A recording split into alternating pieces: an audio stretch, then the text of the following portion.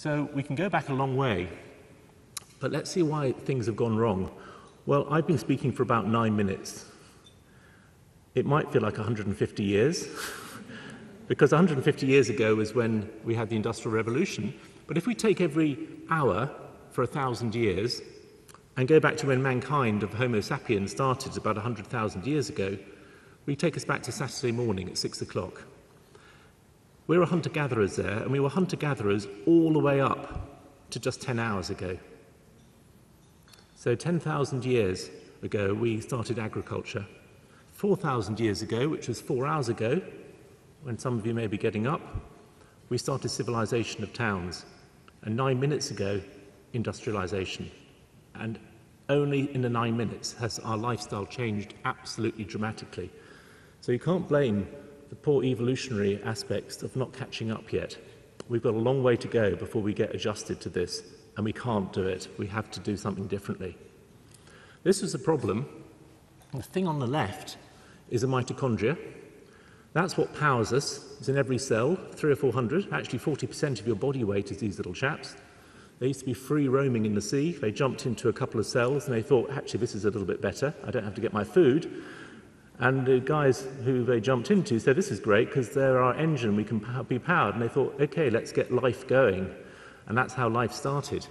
Because cells can get bigger and bigger with these guys, and there you just put a few more engines in. But we've kind of stopped using those, and we've gone on to the thing on the right, which is not so efficient. And that would be okay, but the trouble is we keep on putting fuel in our cells on the left, and that fuel's got nowhere to go, because these guys can't keep burning it off because they're not being used. And what's happening? They leak because they're so charged up that these free radicals are leaking out the whole time. You've probably heard of free radicals. They're coming from these guys, and they cause damage in the DNA, and these mitochondria die. And once a whole lot have died, the cell dies, the cell explodes, and that damages lots of other things. And heart disease, diabetes, particularly Alzheimer's disease, and many, many other Western diseases are all caused or contributed by the problem here. So the more we put in at the top, these things are charged up, ready to go, and there's nowhere for them to go, and the electrons cause the damage.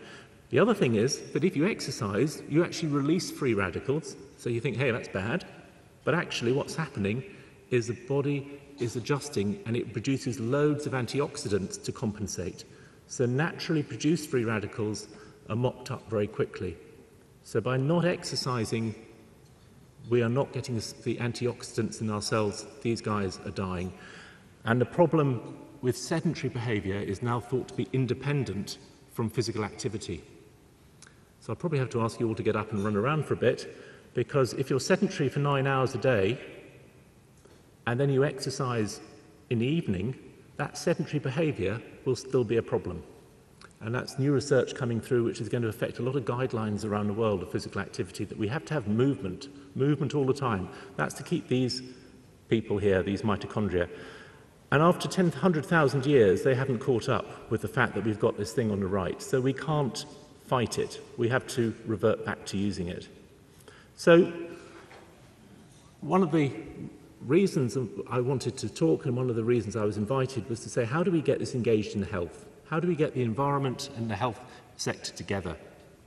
Well, first of all, you sit down with them and say, what are your problems? Because we may be able to help with some solutions.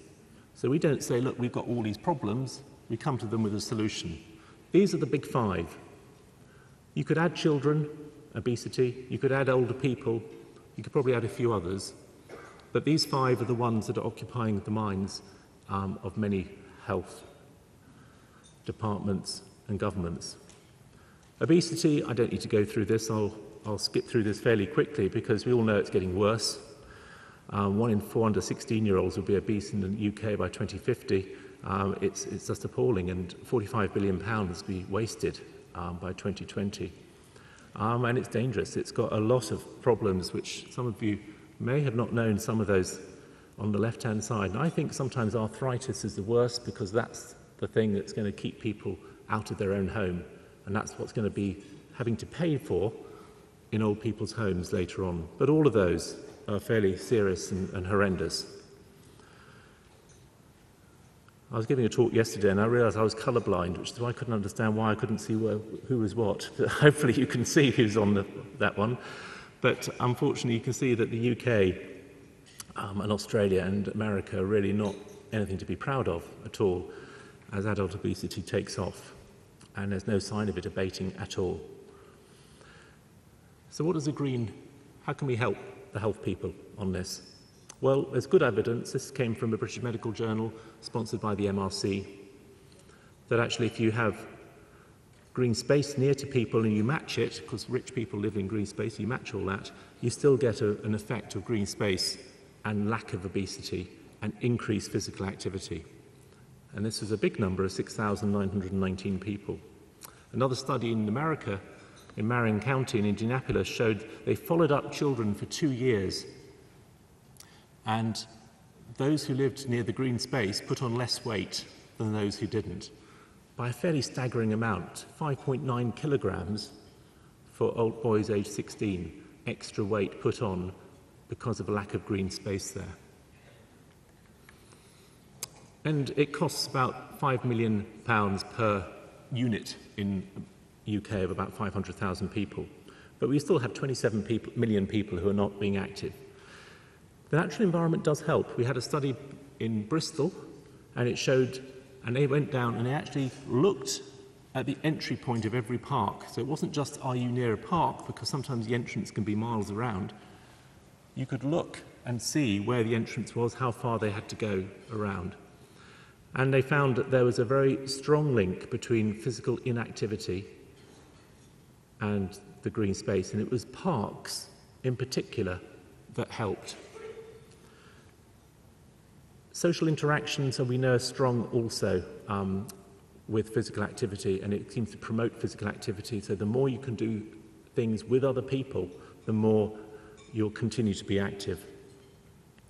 But there's this problem of age. I mentioned it before, but 3% of older people, women particularly, and this is a reverse we have to do. This decline will come up and catch us up very quickly. The mitochondria I was talking about before don't just stop going. They slowly decline, but they need more activity, not less, as you get older.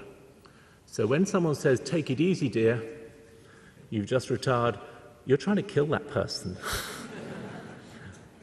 And I see in these well-meaning wives, I look at it in a completely different way now when they say "take it easy" to their husband because that is the way you are going to find that you're going to have a decline very, very rapidly. Activity is the single most important thing for older people.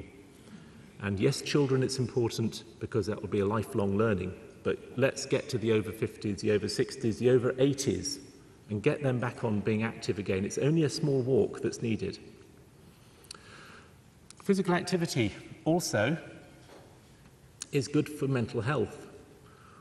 We spend £338 million on antidepressants. But hang on a sec, the Chief Medical Officer said that physical activity is as effective as antidepressants for mild to moderate depression. So when was that announced? Was that yesterday, day before? Was this big news? 2004, he published that. What's happened to prescribing of antidepressants? It's gone up and up and up.